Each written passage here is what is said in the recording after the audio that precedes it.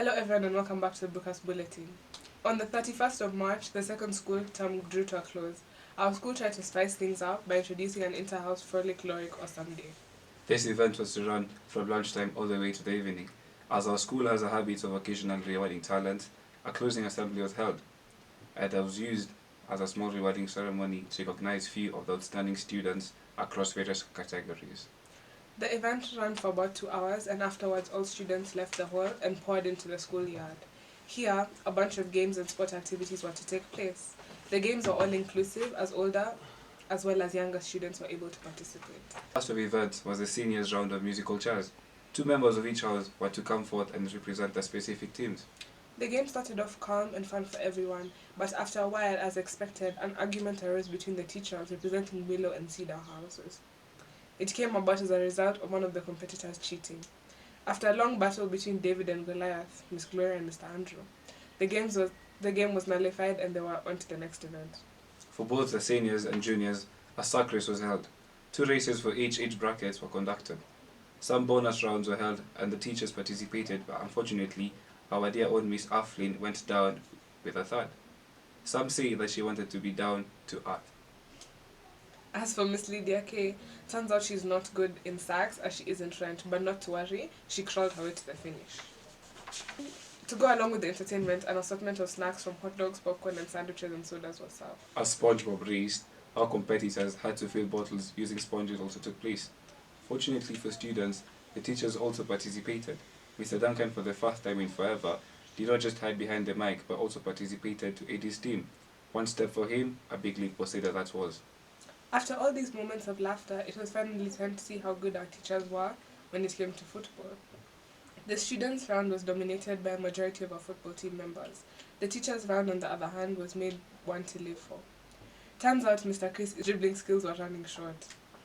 After a fun-filled day, everyone met up in the hall for their supper and after a lengthy round of entertainment, made their way to the dorms. For many, going through year 9 is very hectic considering the hefty number of 17 subjects one has to study. On the 30th of April this term, the year 9 students finally got their chance to drop their subjects. Before this, they were presented a career talk, which was to help guide them in the choice of subjects considering their careers. For the talk, our school had the honor of hosting many local as well as international universities. Among them was Daystar University, Catholic International University, Riara Schools, USIU, and many others. Each one had a stand where they would later use to advise interested students. As the event kicked off, our MC, Mr. Duncan, assisted by Sonia Katie and Alex Kigimbi, after a word of prayer and the singing of the national and East African anthems. During the talk, many representatives came forward to advise the junior as well as the senior students who were present. One of the first to speak was a representative of the Catholic University. He spoke of the various positives of his school, and it was brought out as an all-inclusive school as he had his own presentation French. Our very own Josias Kumakinga had the chance to translate for the rest of the school. Afterwards, a representative from USIU came forward and educated the crowd on the various subjects required for the different careers. Medicine, law, performing arts, and very many others. This was a very interactive session as students as well as their parents had very many questions to ask, most of which being about the duration necessary for high school studies into the university. Our Brookhurst alumni took it upon himself to talk to the students. Ian, who is currently a medical student, gave an educative talk into the process of becoming a medical doctor. He talked about the challenges of getting into med school and those faced while in it. After a lengthy session to prevent boredom, our music team, coordinated by Miss Afflin, performed a variety of songs for the audience, and after the performances, the sessions continued. The second part of the discussions did not take as long as the students alongside their parents were given a chance to interact with the different university representatives in the tents. This time was also used as a chance for the year 9 students to sit and with their parents choose their subjects. With some music to entertain the still seated guests, everybody dispersed. About 3 hours later, the tents were packed up and individuals could be seen leaving them with a satisfied look on their faces, adorned in souvenirs. The day was a success thanks to the ushers, music team, MCs, and students present. Congratulations to the Year 9s for finally dropping their subject. On the 7th of May, our girls netball team, accompanied by the boys football team, went on their very first tournament. At around 8 in the morning, they all met in the parking lot, and once they were all set, began their journey to Lake International School. Upon arrival, the boys were taken to a training field where they would warm up before their side matches. Simultaneously, the girls headed to their locker rooms where they would change into their game outfits in preparation for the matches to come. For about half an hour, both teams on the different fields prepped themselves, and once had passed, the first team got onto their courts. The first of the matches was a netball game between our girls and those of Light International. The game was fast-paced and very intense, and many substitutions from both teams were made after a lengthy battle of 30 minutes. Our girls did not fail to impress and managed fast runners up.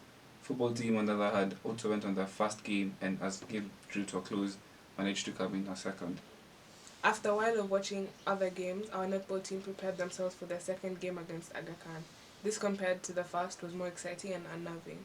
Both teams showed great effort and agility in their play, but unfortunately, as a result of penalties, our team came in second. The top scorers of the games were Hailey Mondwa and Julita, who managed to show great accuracy in their shots. With their heads high, they went on to support the boys as they began another one of their matches shortly afterwards. To an outsider, the win would have seemed easy, but through an observant eye, one could see the skill and teamwork shown by those on the field. The game was fast-paced and went smoothly on our side as our team managed to thrash the opposers 4-0.